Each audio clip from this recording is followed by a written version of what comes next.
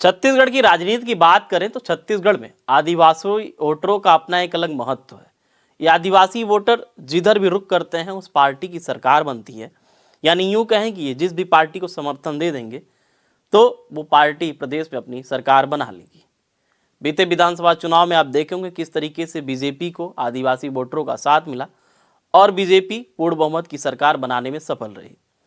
अभी कुछ दिन पहले लोकसभा का चुनाव हुआ, उसमें भी आदिवासी वोटरों ने बीजेपी का खुल के साथ दिया, बीजेपी को वोट किया, जिसकी बदौलत प्रदेश की 11 लोकसभा सीटों में से 10 लोकसभा सीटें जो हैं बीजेपी अपने खाते में डाल पाई। अब दीपक बैज जो कि कांग्रेस के छत्तीसगढ़ के अध्यक्ष हैं, उनका एक बयान आया। उन्होंने कहा है कि जो आदिवासी वोटर हैं वो अब बीजेपी से तंग आ चुके हैं और एक बार फिर वो कांग्रेस की तरफ रुख कर चुके हैं। उन्होंने कहा है कि आप लोकसभा का जो परिणाम आया उसमें वोट शेयर देखिए, कांग्रेस का जो है वोट शेयर जो है वो बढ़ा हुआ है। आप बयान को सुनिए। अगर आप ऑल ओवर देखें विधानसभा की तुलना में लोकसभा में, चाहे सरगुजा की बात करें या बस्तर की बात करें या फिर अन्य सीटों की बात करें, जो विधानसभा में हमारी वोट शेयर थे आदिवासी क्षेत्रों में, वो वोट शेयर वापस लोकसभा चुनाव में कांग्रेस की ओर आया है।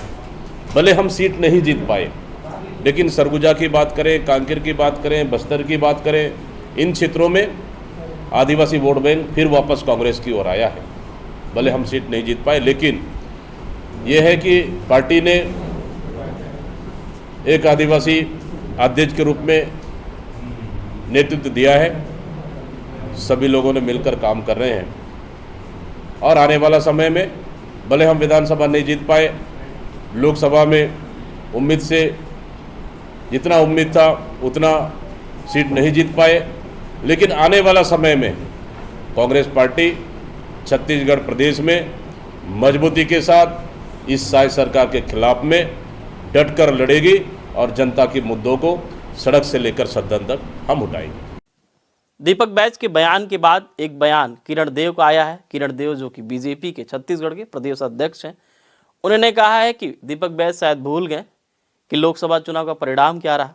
11 लोकसभा सीटों में से बीजेपी ने 10 लोकसभा सीटों पर अपनी जीत पक्की की है, हासिल की है।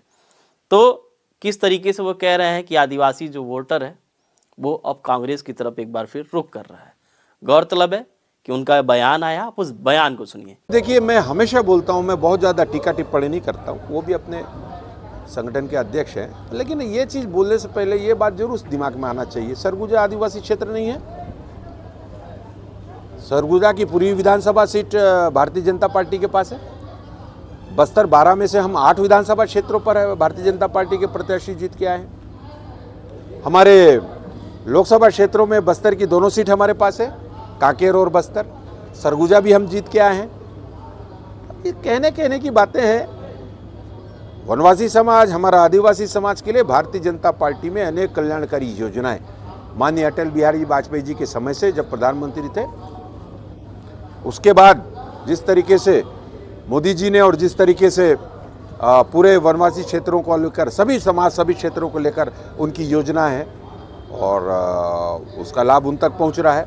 आदरणीय विष्णुदेव साय जी हमारे उसी जनजाति से हैं और लगातार चिंता कर रहे हैं। और मैं तो ये कहूँगा कि जिस तरीके से लोकसभा चुनाव में जिस तरीके से इन्होंने संविधान खतरे में, आरक्षण खत्म कर देंगे, ये झूठ का व्यापक प्रचार प्रसार किया। और बस्तर में देख लीजिए आप, उसका वनवासी क्षेत्रों में किसी प्रकार का प्रभाव नहीं पड़ा है। तो अब इससे ज़्यादा मुझे टिप्पणी नहीं करना चाहिए। खैर, आदिवासी वोटरों को बीजेपी और कांग्रेस दोनों पार्टियां, उनके बड़े बड़े जो भी नेता हैं, वो लगातार लुभाने का हर संभव प्रयास करते हैं और इसी लिहाज से अब दोनों पार्टियों के जो लीडर हैं वो आदिवासी इलाकों में जाके आदिवासियों से अपनी पार्टी का जो भी मैनिफेस्टो है, जो भी उनका कह सकते हैं कि संदेश है, उसको बताने का हर संभव प्रयास कर रहे हैं और ये भी बताने का प्रयास कर रहे हैं कि हमारी पार्टी आपके लिए क्या क्या की हुई है। फिलहाल भोकर टीवी की टीम लगातार जो भी ग्राउंड जीरो की हकीकत है उसको दिखाने का प्रयास करती आ रही है। आपको हमारा प्रयास कैसा लग रहा है कमेंट सेक्शन के माध्यम से ज़रूर बताइएगा।